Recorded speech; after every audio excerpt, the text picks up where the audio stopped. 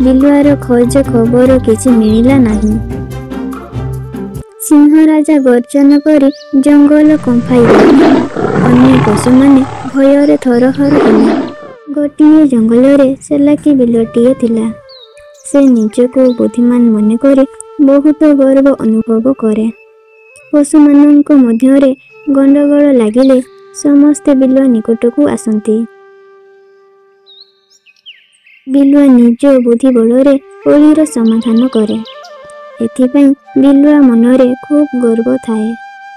ସେ ଭାବେ, ଦେଖ, ସିଂହ ହେଉଛି ଜଙ୍ଗଲର ରାଜା, କିନ୍ତୁ ସମସ୍ତ ବୁଦ୍ଧି ନେବା ବେଳକୁ ମୋ ନିକଟକୁ ଆସୁଛନ୍ତି। ରାଜାଙ୍କ ପାଖକୁ ବୁଲିଗଲେ ଭେଟି ନେଇ ଯାଉଛନ୍ତି, ଅଥଚ ବିପଦରେ ପଡ଼ି ମୋ ପାଖକୁ ଧାଇଁ ଆସିବେ ଖାଲି ହାତରେ। ଭେଟି ନାହିଁ, କିଛି ନାହିଁ। ଦିନେ ସେ ଖୁବ୍ ରାଗି ଯାଇ ଭାବିଲା, ନା ଆଉ ହେବନି, ଏ ନିର୍ବୁଦ୍ଧିଆ ପଶୁମାନଙ୍କୁ ଉଚିତ ଶିକ୍ଷା ଦେବାକୁ ହେବ। ତା ନହେଲେ ସେମାନେ ଏମିତି ମାଗଣାରେ କାମ ଆଦାୟ କରି ନେଉଥିବେ। ଦିନକର ଘଟଣା। ବିଲୁଆ ତା ଘର ନିକଟରେ ଆଖି ବୁଜି ଧ୍ୟାନମଗ୍ନ ପରି ବସି ରହିଥାଏ। ବାଘ, ଭାଲୁ ଓ ଅନ୍ୟ ପଶୁମାନେ ଯିଏ ସେ ବାଟେ ଗଲେ ଆଶ୍ଚର୍ଯ୍ୟ ହୋଇ ସମସ୍ତେ ସେଠାରେ ଅଟକି ରହିଲେ। ଘଟଣା କ'ଣ ଜାଣିବାକୁ ସମସ୍ତଙ୍କର ଆଗ୍ରହ। କିଛି ସମୟ ପରେ ବିଲୁଆ ଆଖି ଖୋଲିଲା। ସେ ଖୁବ୍ ଡରି ଡରି କହିଲା, ଗତ ରାତିରେ ମୁଁ ଗୋଟାଏ ସ୍ୱପ୍ନ ଦେଖିଲି। ଜଙ୍ଗଲର ଦେବତା ଆସି ସାମ୍ନାରେ ଠିଆ ହେଲେ। ସେ କହିଲେ, ଆରେ ହେ ବିଲୁଆ, ତୁ ସାରା ଜଙ୍ଗଲର ପଶୁମାନଙ୍କୁ କହିଦେବୁ ମୁଁ ଜଙ୍ଗଲ ଦେବତା। ସମସ୍ତଙ୍କର ଭଲ ମନ୍ଦ ଦେଖୁଛି ଏବଂ ପରୋକ୍ଷ ଭାବରେ ସାହାଯ୍ୟ କରୁଛି, ଅଥଚ ମୋତେ କେହି ପୂଜା କରୁନାହାନ୍ତି।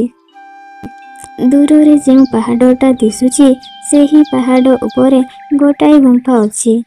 ସେହି ଗୁମ୍ଫାରେ ମୋର ସିଂହାସନ। ତୁ ସମସ୍ତଙ୍କୁ କହିଦେବୁ ଏଣିକି ମୋତେ ପୂଜା କରି ସେଠାରେ ଆମିଷ, ନିରାମିଷ ଓ ଫଳ ପ୍ରଭୃତି ସବୁ ପ୍ରକାରର ଖାଦ୍ୟର ଭୋଗ ଦେଇ ଆସିବେ, ନଚେତ୍ ମୁଁ ଜଙ୍ଗଲକୁ ମୁହୂର୍ତ୍ତକରେ ଧ୍ୱଂସ କରିଦେବି। ହଠାତ୍ ମୋର ନିଦ ଭାଙ୍ଗିଗଲା। ଖାଲି ଆଖି ଖୋଲି ଦେଖିଲି କେହି କୁଆଡ଼େ ନାହାନ୍ତି। ଭୟରେ ମୋ ଦେହ ଥରି ଉଠିଲା।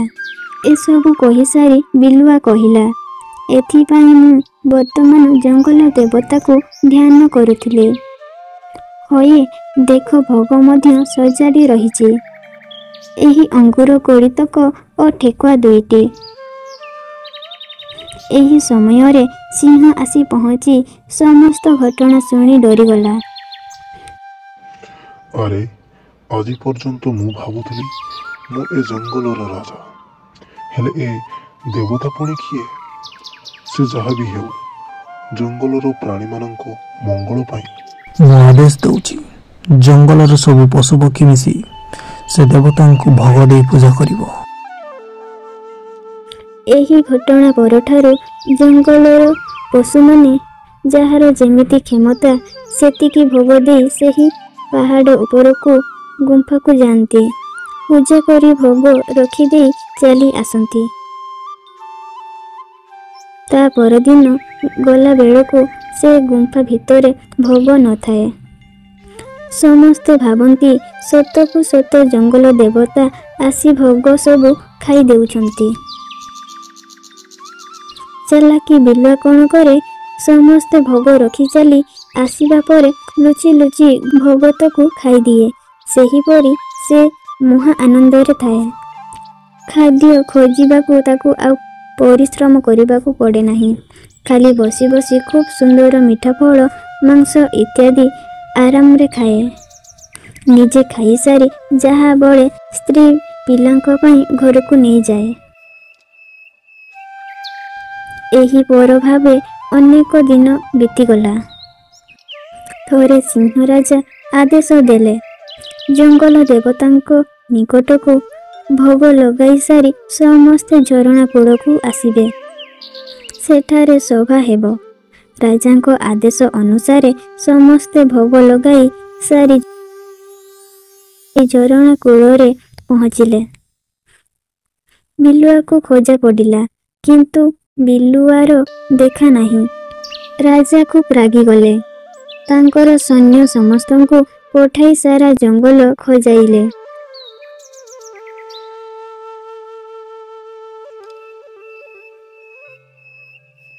ବିଲୁଆର ଖୋଜ ଖବର କିଛି ମିଳିଲା ନାହିଁ।